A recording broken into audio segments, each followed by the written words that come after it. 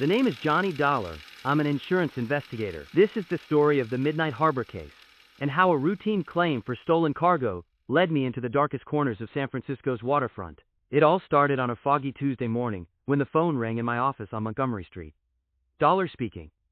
Mr. Dollar, this is Margaret Sinclair from Continental Maritime Insurance. We have a situation that requires your expertise. I leaned back in my chair, watching the fog roll past my window. What kind of situation, Mrs. Sinclair? A cargo ship, the Pacific Belle, docked at Pier 17 last night. This morning, the harbor master discovered that 20 crates of expensive machinery were missing from the manifest. The shipping company is claiming theft. We're looking at a potential payout of $200,000. $200,000. That was serious money, even for Continental Maritime. Any witnesses? None that we know of. The night watchman claims he saw nothing unusual. But Mr. Dollar, there's something else. The cargo manifest was signed off by someone who wasn't supposed to be there. Who? A dock foreman named Vincent Torino. According to the harbor records, Torino was officially off duty last night, yet his signature appears on the paperwork at 11:15 p.m. I grabbed my hat and coat. In my business, you learn that when the paperwork doesn't add up, neither does the story. I'll be down there in an hour, Mrs. Sinclair. Don't let anyone touch that manifest. The waterfront was shrouded in typical San Francisco fog, thick as cotton and twice as gray. Pier 17 sat at the end of a long wooden boardwalk that creaked under my feet like old bones. The Pacific Belle was a medium-sized cargo vessel, maybe 300 feet long, her hull black, with rust stains running down the sides like tears. Margaret Sinclair was waiting for me at the gangplank. She was a sharp-dressed woman in her 40s, with steel-gray hair and eyes that missed nothing. Mr. Dollar, thank you for coming so quickly. Tell me about this Torino. Vincent Torino, 42 years old, been working the docks for 15 years. Clean record, reliable worker. But here's the strange part. He called in sick yesterday morning, said he had the flu. We walked along the dock toward the cargo hold. The morning shift was already at work, longshoremen moving about their business, with the practiced efficiency of men who'd done the same job for decades. But I noticed how they avoided looking at us directly, how conversations stopped when we passed. Who's the night watchman? Fellow named Murphy. Been on the job for 8 years. He's over there by the harbor master's office. Murphy was a thin man with nervous hands and darting eyes. When I introduced myself, he practically jumped out of his skin. Insurance investigator? Look, mister, I already told the police everything I know. Tell me anyway, Murphy. Sometimes a fresh ear picks up things the first one missed. He glanced around nervously. I made my rounds every hour, just like always. Checked the cargo holds, walked the perimeter, logged everything in my book. Nothing unusual until this morning when they discovered the missing crates. See anyone who shouldn't have been here? Well, he hesitated, wringing his hands. There was a car parked across the street around midnight, black sedan. But cars parked there all the time. Get a look at the driver? No, too foggy, but the engine ran for about 10 minutes, then it drove off. I made a note in my expense book. Item 1. Questioning night watchman Murphy, no charge. The man was hiding something, but pressing him here wouldn't get me anywhere. Where can I find Vincent Torino? He lives in a boarding house on Kearney Street, Mrs. O'Malley's place. Mrs. O'Malley's boarding house was the kind of place where men with no families went to disappear from the world. The landlady was a heavy-set Irish woman with suspicious eyes and a voice like gravel. Torino? He paid his rent this morning, first time in 3 months he's been current. He say where he got the money. Said he'd been saving up, but between you and me, mister, that man never saved a nickel in his life. Always borrowing against next week's pay. She led me up 3 flights of creaking stairs to a narrow hallway that smelled of cabbage and despair. Room 12 was at the end, and when Mrs. O'Malley knocked, a weak voice answered, "Come in!" Vincent Torino looked like death warmed over. He was lying in bed, covered in blankets despite the mild weather, his face pale and drawn. But his eyes were alert, and they fixed on me the moment I walked in. Vincent Torino? I'm Johnny Dollar, insurance investigator. I figured you'd show up sooner or later. His voice was hoarse but steady. It's about the Pacific Belle, isn't it? Your signature is on the cargo manifest from last night. Want to explain how that happened when you were homesick? Torino struggled to sit up, coughing violently. I wasn't sick, I lied about that, but I wasn't at the docks either. Where were you? That's between me and my conscience, Mr. Dollar. I studied his face. Torino was scared, but not of me. He was scared of something much worse than an insurance investigator. Someone's got you spooked, Vincent. Want to tell me who? I can't. He looked toward the window, where fog pressed against the glass like searching fingers. Some things are better left alone. $200,000 worth of machinery doesn't just walk away, Vincent. Someone used your signature to cover their tracks. My signature? He looked genuinely confused. Nobody asked me to sign anything. I pulled out a photostat of the manifest and showed it to him. His face went white. That's not my signature. Looks pretty good to me. Look closer, Mr. Dollar. Look at the way the T in Torino is crossed. I always cross my T's with a little hook at the end. Been doing it that way since grammar school. This signature doesn't have that hook. He was right. The difference was subtle, but once you saw it, it was obvious. Someone had forged Vincent Torino's signature and done a good job of it. But not good enough. Who else knows how you sign your name, Vincent? Lots of people, anyone who's worked with me. He coughed again, and I noticed specks of blood on his handkerchief. But if you're asking who could forge it this well, that's a different question. I'm asking. There's only one person I know who pays that much attention to details, Eddie Kowalski. He's a clerk in the harbormaster's office. Eddie Kowalski was a thin, nervous man with ink-stained fingers and thick glasses that magnified his eyes to an unsettling degree. I found him hunched over a ledger book in the harbormaster's office, updating shipping records with meticulous care. Eddie Kowalski? He looked up, startled. Yes? Johnny Dollar, insurance investigator. I'd like to ask you a few questions about the Pacific Bell. The color drained from his face. I don't know anything about that. Didn't say you did, but you handle a lot of paperwork around here. Must see a lot of signatures. Thousands of them. His voice was barely above a whisper. Ever notice how people sign their names differently? Little quirks and habits? I suppose so. I leaned closer. Vincent Torino's signature was on the cargo manifest last night, but Vincent says he wasn't here. Says someone forged his name. Eddie's hands began to shake. I wouldn't know anything about that. Wouldn't you, Eddie? Because someone who works with shipping documents every day would know exactly how to forge a signature. Someone who's seen Vincent's signature 100 times would know how to copy it. You can't prove anything. Maybe not yet, but I will. I left Eddie sweating over his ledger books and walked back out onto the pier. The fog was starting to lift, and I could see across the bay to Alcatraz Island, squatting in the water like a gray stone monster. Something about this case wasn't adding up. The theft was too clean, too professional, and everyone I talked to was scared of something more than just losing their job. That's when I spotted her. A woman in a dark coat, standing at the end of Pier 16, staring out at the bay. Even from a distance, there was something familiar about her posture, the way she held her head.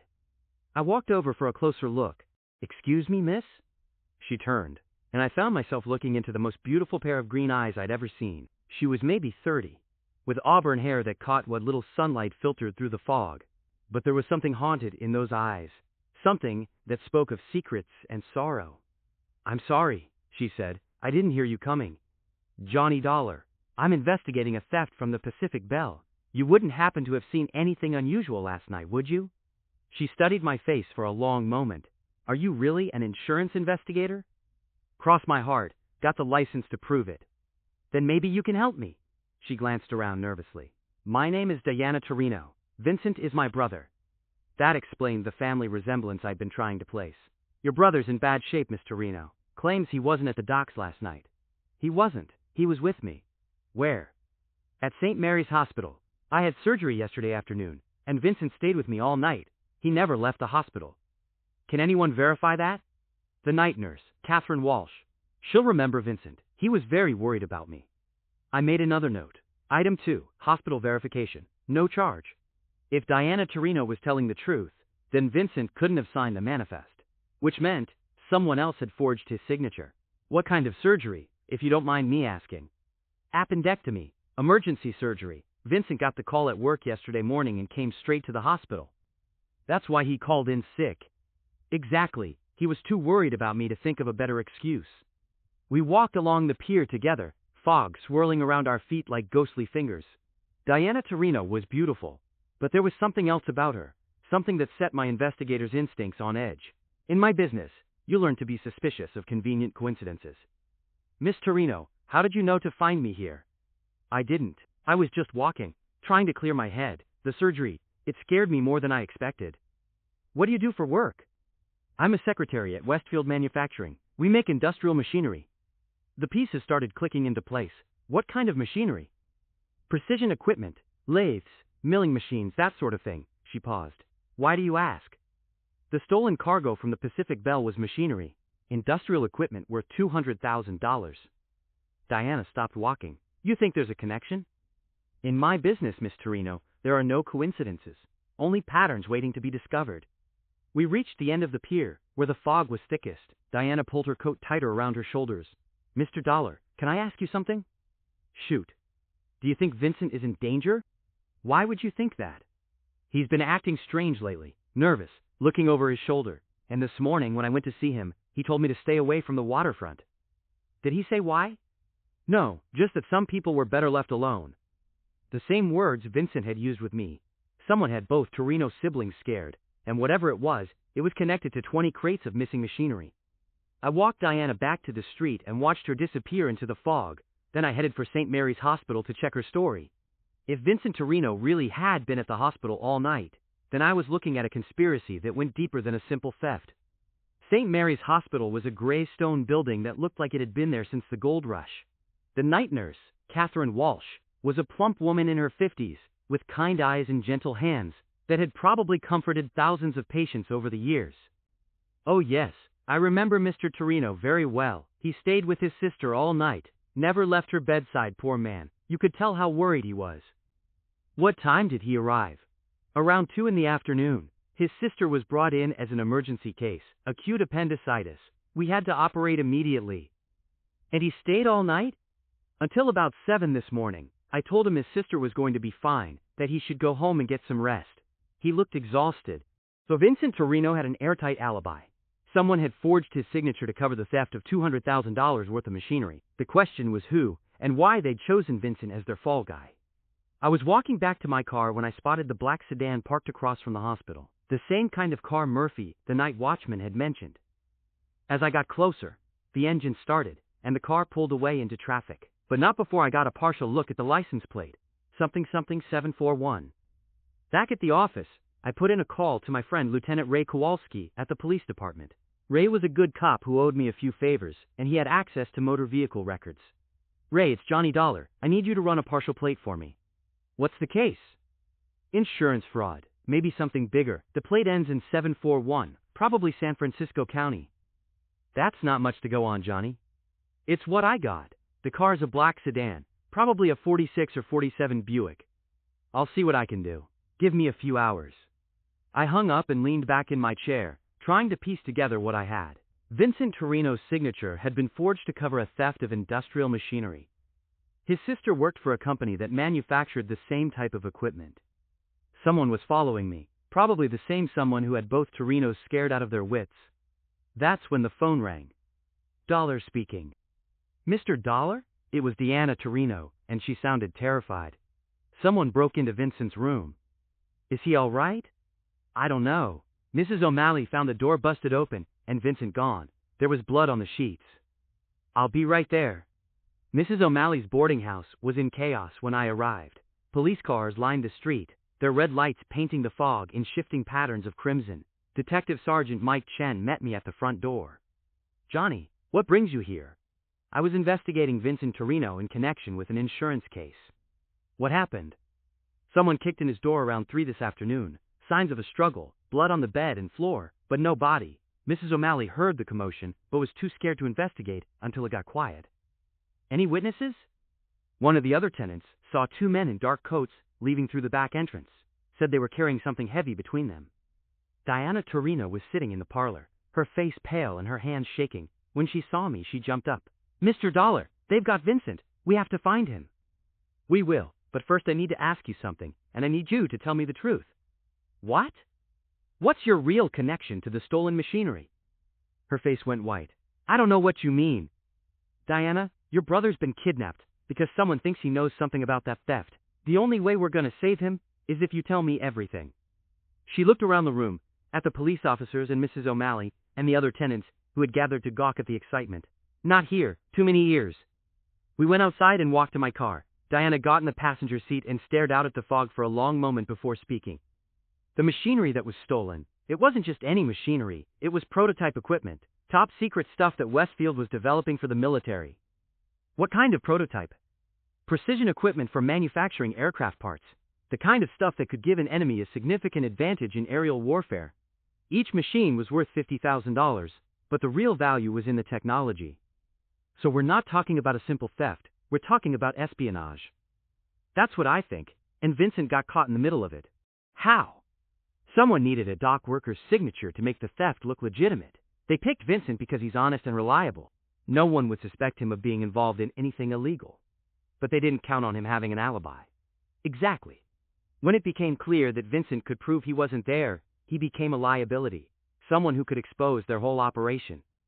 The pieces were starting to fit together, but I still didn't have the full picture. Diana, who else at Westfield knew about this shipment? Only a few people. The plant manager, the shipping clerk, and... She paused. And who? My supervisor, Harold Westfield. He's the owner's son.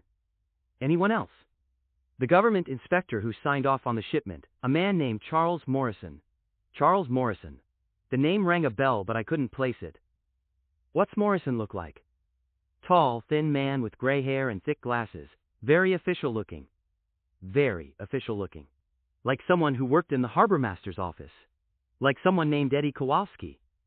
Diana, I think I know who's behind this, but we need to find Vincent before they decide he's too dangerous to keep alive. That's when Ray Kowalski called back. Johnny, I got some information on that license plate. 3 cars in San Francisco County end in 741. One of them is registered to a Charles Morrison on Powell Street. Charles Morrison, Eddie Kowalski's alter ego, the government inspector who didn't exist. Ray, I need a favor. Can you meet me at the harbor master's office and bring backup? What's going on, Johnny? Espionage, and maybe murder. The harbor master's office was dark when we arrived, but Eddie Kowalski's car was still in the parking lot. Ray had brought 2 uniformed officers, and we spread out around the building. The front door was locked, but the back entrance was open. We found Eddie in the basement, frantically burning documents in a metal trash can. When he saw us, he made a break for the stairs, but Ray was faster. Eddie Kowalski, you're under arrest. For what? Let's start with forgery and theft, and work our way up to kidnapping. Eddie's face crumpled. I never wanted anyone to get hurt. Where's Vincent Torino? I don't know, they took him. Who's they? The people I was working for. I just provided information, forged a few signatures. I didn't know they were going to hurt anybody. Ray cuffed Eddie and started reading him his rights. I grabbed the papers he'd been trying to burn. Most were shipping manifests and cargo records, but one was different. It was a telegram from Washington, D.C., addressed to Charles Morrison. The message was short but revealing. Shipment confirmed, received. Final payment authorized. Terminate all loose ends. Terminate all loose ends. Vincent Torino was a loose end. Eddie, where would they take Vincent? I don't know. Somewhere on the waterfront, maybe. They've got a warehouse where they store things before shipping them out. Which warehouse? I don't know. They never told me details like that. Diana had been listening to the interrogation from the doorway. Now she stepped forward. Mr. Dollar, there's something else. Something I didn't tell you before. What? Harold Westfield, he's been acting strange lately, staying late at the office, making phone calls he doesn't want anyone to overhear. And yesterday, he asked me to pull all the files on the government contract. Which warehouse does Westfield Manufacturing use for shipping? We have our own facility on Pier 23. Pier 23 was at the far end of the waterfront, in a section where the legitimate businesses gave way to shadier operations. We drove through the fog with Ray following in his patrol car, red lights flashing but no siren. The element of surprise was all we had going for us. The warehouse was a massive structure that squatted on the pier like a sleeping giant. No lights showed in the windows, but there were 2 cars parked outside. One was the black Buick I'd been seeing all day. The other was a newer sedan with government plates. Ray, take your men around to the back. Give me 5 minutes, then move in. Johnny, you should wait for backup. Vincent Torino might not have 5 minutes. I approached the warehouse from the side, staying in the shadows cast by stacked shipping containers. The fog was so thick now that visibility was down to maybe 10 feet, perfect cover, but it worked both ways. The side door was unlocked. I slipped inside and found myself in a maze of crated machinery, some of it still bearing the shipping labels from the Pacific Bell. But these weren't the stolen crates. These were the legitimate ones, the ones that were supposed to be on their way to the Army base in Oakland. I followed the sound of voices deeper into the warehouse. 2 men were talking in low, urgent tones near the back of the building. I crept closer, using the crates for cover. Told you this was getting too complicated. The voice was cultured, educated, Harold Westfield. Complications were inevitable. The second voice had a slight accent, maybe German or Austrian. The question is how to minimize the damage. The dock worker can identify Kowalski, and now there's an insurance investigator asking questions. Both problems have solutions. I peered around a stack of crates and saw them. Harold Westfield was a well-dressed man in his 40s, with the soft look of someone who'd never done physical labor. The other man was older, with steel gray hair and cold eyes that had seen too much violence. Between them, tied to a chair with a gag in his mouth, was Vincent Torino. He was conscious but barely, blood trickling from a cut on his forehead. The investigator is getting too close, Westfield said. Maybe we should cut our losses and run. Running is not an option. Too much invested, too much at stake. The older man checked his watch. The ship leaves for Hamburg at midnight. We load the remaining crates and disappear. By the time anyone figures out what happened, we'll be halfway across the Atlantic. What about Torino? He comes with us, along with his sister and the investigator. My blood ran cold. They had Diana. Sir? A third voice came from the shadows. We got the girl. Two more men emerged from the darkness, dragging Diana between them. She was fighting them every step of the way, but they were too strong. When she saw Vincent, she cried out and tried to break free, but one of the men backhanded her across the face. That's when I made my move. I stepped out from behind the crates with my .38 in my hand. Everybody freeze. Police are surrounding the building. The older man smiled. Mr. Dollar, I presume. We've been expecting you. Let the girl go. I'm afraid that's not possible. You see, you've stumbled into something much larger than a simple insurance fraud case. I figured that out when I found the telegram about terminating loose ends. Ah, yes, poor Eddie. Such a weak man, but useful in his way. Westfield was sweating now, his composure cracking. Hans, we need to get out of here. Patience, Harold. Mr. Dollar, you're going to put down your weapon and walk over here slowly. Any sudden moves and Miss Torino suffers the consequences. One of the men holding Diana pressed a knife to her throat. She looked at me with those beautiful green eyes, and I saw fear but also determination. She was tougher than she looked. What's this really about? I asked, playing for time. Ray should be in position by now. The Cold War, Mr. Dollar. The struggle between two ways of life. Your country has certain technological advantages that my country would very much like to acquire. Your country?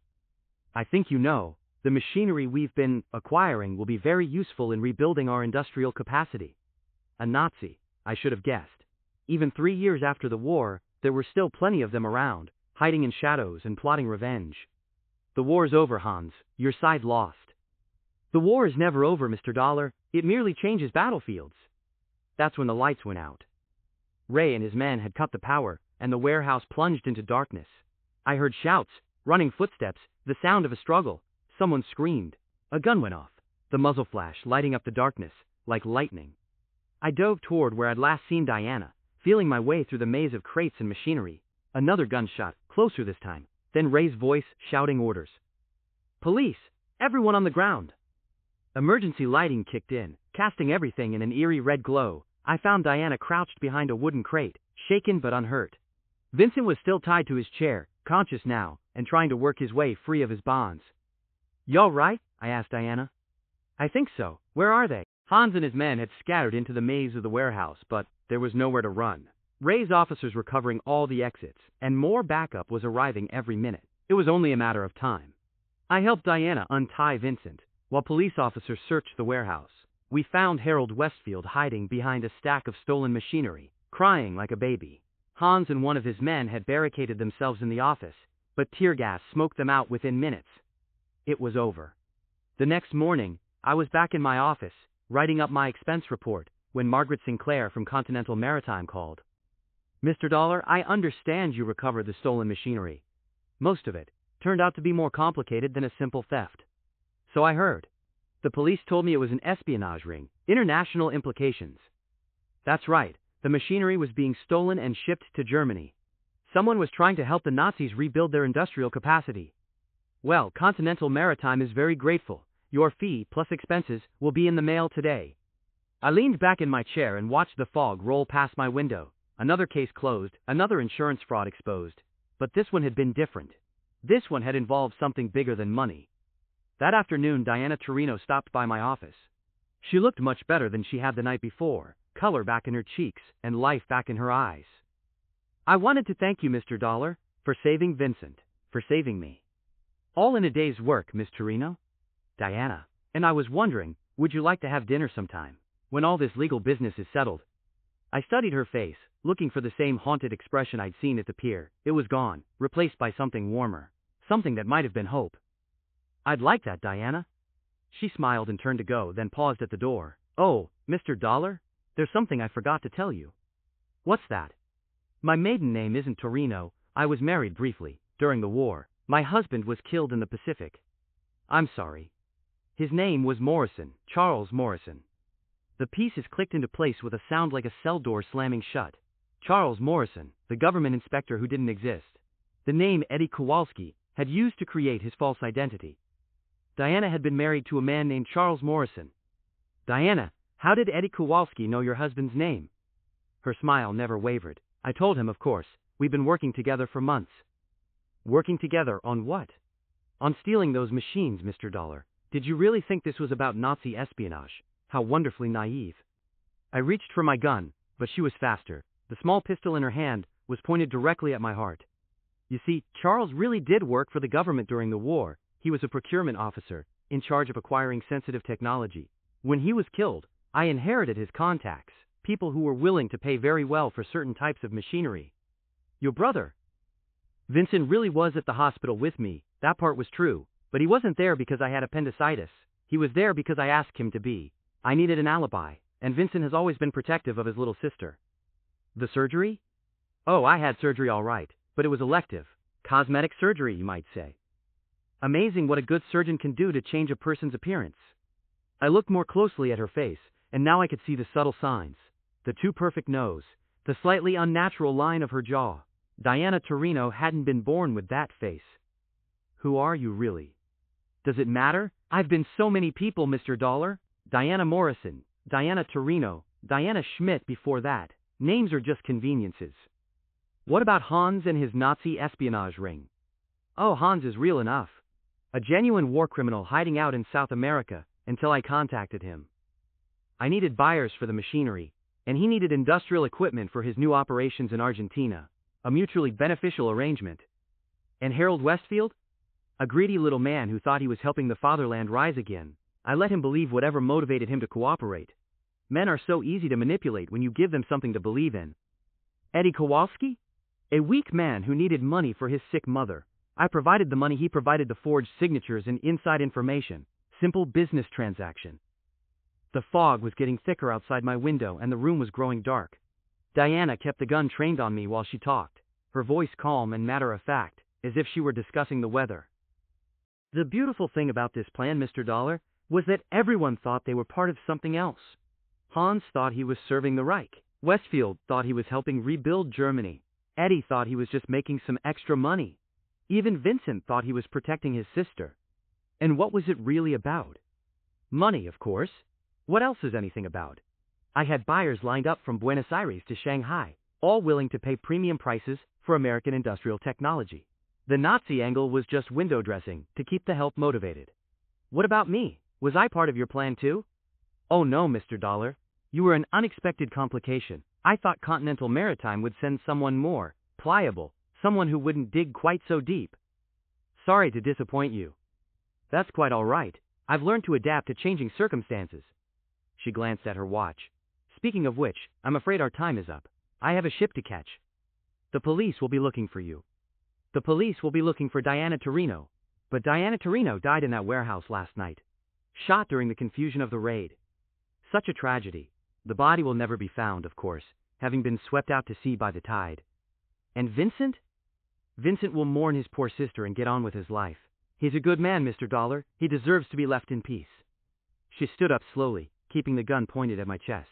You've been a worthy adversary, Mr. Dollar. I almost regret having to kill you. Almost? Well, business is business. That's when the door opened, and Ray Kowalski walked in. Johnny, I've got some more information about... He stopped when he saw the gun. What's going on here? Diana's eyes flicked toward Ray for just a fraction of a second. It was all the opening I needed. I dove sideways, rolling behind my desk as her gun went off. The bullet splintered the wood where my head had been a second before. Ray had his service weapon out now, and Diana found herself caught between two guns with nowhere to run. She looked at Ray, then at me, then at the window behind her. For a moment, I thought she was going to surrender. Instead, she smiled. "Gentlemen, it's been a pleasure." She put the gun to her temple and pulled the trigger. The case of the Pacific Belle was officially closed 2 days later. The newspapers ran stories about a Nazi espionage ring, broken up by alert police work, and Continental Maritime issued a press release praising their insurance investigator for his role in recovering the stolen machinery. Harold Westfield was sentenced to 10 years in federal prison for espionage. Hans Mueller and his associates were turned over to the army for prosecution as war criminals. Eddie Kowalski got 5 years for forgery and conspiracy. Vincent Torino went back to work on the docks, a little sadder but none the wiser about his sister's true identity. As far as he knew, Diana had been an innocent victim who died trying to help solve the case. I never told him different. Sometimes the truth hurts more than it helps. The official report listed Diana Torino as a victim of the espionage ring, shot while trying to escape during the raid on the warehouse. Her body was never recovered, presumably swept out to sea. Case closed. But I know better. The woman who called herself Diana Torino was one of the most dangerous criminals I'd ever encountered, and she'd played us all like pieces on a chessboard. She'd used her beauty and her supposed vulnerability to manipulate everyone around her, turning honest men into accomplices and patriots into traitors. The really chilling part was how close she'd come to getting away with it. If Vincent hadn't had that alibi, if Eddie hadn't made that one small mistake with the signature, if I hadn't been suspicious enough to dig deeper, she would have vanished with $200,000 worth of stolen machinery and left everyone else holding the bag. 3 weeks after the case closed, I got a postcard from Mexico City. No signature, just a picture of a beautiful woman with dark hair and brown eyes standing in front of a cathedral. On the back, someone had written, "Wish you were here. A friend." I showed the postcard to Ray, but he just shrugged. "Could be from anybody, Johnny. Probably just a tourist who got your address by mistake." Maybe he was right. Maybe I was seeing ghosts where there weren't any. But I kept the postcard in my desk drawer anyway, next to my .38 and my insurance investigator's license. A reminder that, in this business, nothing is ever quite what it seems. 2 months later, I read a small item in the international news section of the Chronicle. A wealthy American widow named Mrs. Charles Davidson had been found dead in her hotel room in Rio de Janeiro, apparently the victim of a robbery gone wrong. The accompanying photograph showed a beautiful woman with auburn hair and green eyes. I clipped the article and put it in my files, right next to the postcard from Mexico City. Mrs. Charles Davidson. Another name, another identity, another convenient death. The woman who had been Diana Torino was covering her tracks, eliminating any trace of her former lives. But she'd made one mistake. She'd let me live, probably figuring that a small-time insurance investigator in San Francisco couldn't hurt her once she'd disappeared into the anonymous crowds of South America. She was probably right, but she'd underestimated one thing: my memory. I'd seen her face, heard her voice, watched her work. And someday, somewhere, she'd surface again. Maybe she'd be running another con, stealing more machinery, manipulating more innocent men into doing her dirty work. And when that happened, I'd be ready. Because that's what I do. I'm Johnny Dollar, insurance investigator. I find the truth, no matter how deep it's buried, or how many lies are piled on top of it. It's not glamorous work, and it doesn't always pay well, but it's honest work. And in a world full of people like Diana Torino, that's something. The fog was rolling in again as I finished writing my final report on the Pacific Belle case. Through my office window, I could see the lights of the waterfront beginning to flicker on, tiny beacons in the gray darkness. Somewhere out there, Vincent Torino was walking home from another honest day's work, still mourning a sister who had never really existed. Somewhere else, other criminals were planning other schemes, figuring out new ways to separate honest people from their money.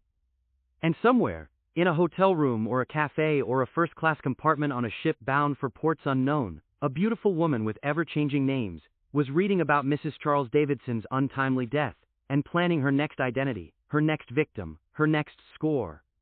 The phone rang, cutting through the silence of my office like a knife through silk. Dollar speaking. "Mr. Dollar, this is James Patterson from Consolidated Mutual Insurance. We have a situation that requires your expertise." I leaned back in my chair and reached for my hat. "What kind of situation, Mr. Patterson?" "A warehouse fire in Oakland last night. The owner is claiming arson, but something doesn't smell right about his story." We're looking at a potential payout of $300,000. $300,000. More serious money, more serious problems. I grabbed my coat and headed for the door. I'll be right there, Mr. Patterson. As I walked out into the fog, I thought about Deanna Torino one more time. She'd been beautiful, intelligent, and completely without conscience. She'd used people's trust against them, turned their virtues into weaknesses, made them complicit in their own destruction. But she'd made one fatal error. She'd assumed that everyone was as corrupt as she was, that everyone had a price, that everyone could be bought or manipulated or frightened into cooperation. She'd been wrong about that. Not everyone has a price. Not everyone can be bought. Some people do their job because it's the right thing to do, not because it pays well, or makes them popular, or gets them invited to the right parties. Some people, like Vincent Torino, are just fundamentally decent. They work hard, pay their bills, take care of their families, and trust the people they care about. Diana had counted on that trust, used it as a weapon against her own brother, but in the end, it was Vincent's honesty that had unraveled her whole scheme. Some people, like Eddie Kowalski, make mistakes but aren't really evil. Eddie had needed money for his sick mother, and when a beautiful woman offered him a way to get it, he'd been too desperate to ask the right questions. He'd paid for that mistake with 5 years of his life, but he'd also helped expose a criminal conspiracy that could have cost his country much more.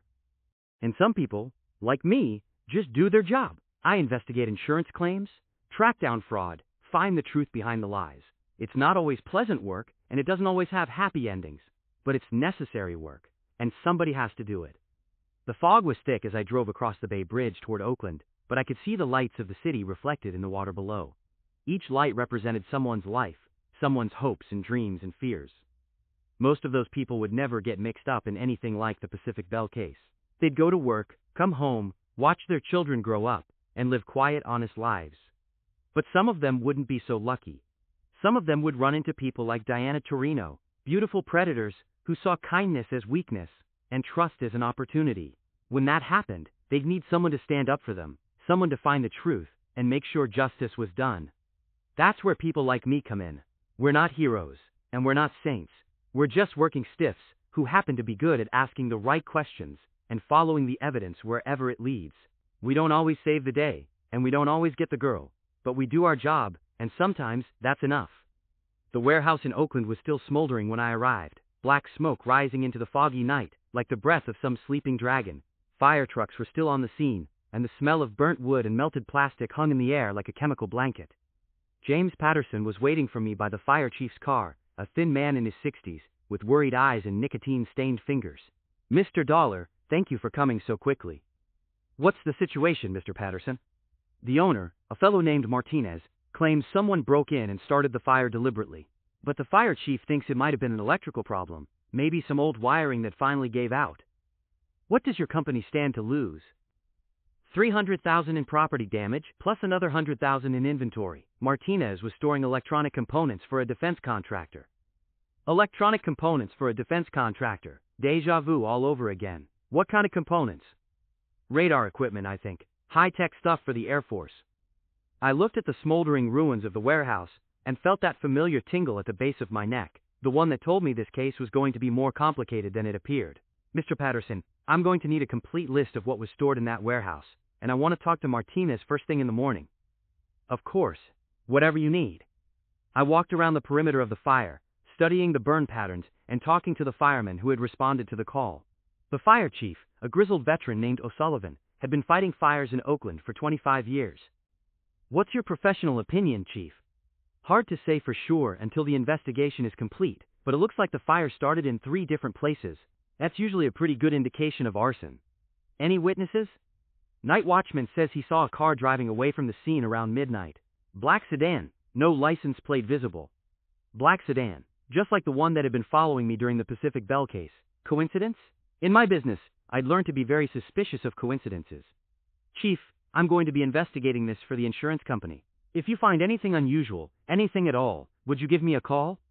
"Sure thing, Mr. Dollar." I drove back to San Francisco through the fog, thinking about electronic components and defense contractors and black sedans in the night. Diana Torino was supposed to be dead, but dead people didn't drive cars or set fires. Unless, of course, they weren't really dead. Back in my office, I poured myself 3 fingers of bourbon and sat down to think. If Diana was still alive, If she'd somehow faked her suicide in my office, then she was probably planning something even bigger than the Pacific Bell job. She'd learned from her mistakes, adapted her methods, found new targets and new opportunities. But why Oakland? Why electronic components instead of industrial machinery? And why take the risk of operating so close to San Francisco, where people might recognize her? Unless that was exactly what she wanted. Unless she was deliberately trying to draw me into another case, another game of cat and mouse. Maybe she decided I was too dangerous to leave alive, and this was her way of getting me alone again, away from police backup and witnesses. Or maybe I was just being paranoid. Maybe this was exactly what it appeared to be. A simple arson case, with no connection to beautiful female con artists or international espionage rings. Maybe the black sedan was just a coincidence, and the electronic components were just another target of opportunity for local criminals. But I didn't think so. After 30 years in this business, you develop instincts about these things. And my instincts were telling me that Diana Torino wasn't done with me yet. I finished my bourbon and locked the office for the night. Tomorrow I'd start digging into the Oakland warehouse fire, following the evidence wherever it led. If Diana was involved, I'd find her, and this time I'd make sure she didn't get away. Because that's what I do. I'm Johnny Dollar, insurance investigator, and I always get my claim. The fog was thick as I walked to my car, so thick that the streetlights looked like dim yellow ghosts floating in the darkness. Somewhere in that fog the truth was waiting to be discovered. And somewhere, perhaps, a beautiful woman with many names was planning her next move in a game that had started with 20 stolen crates and might not end until one of us was dead. But that's a story for another day. This is Johnny Dollar, signing off.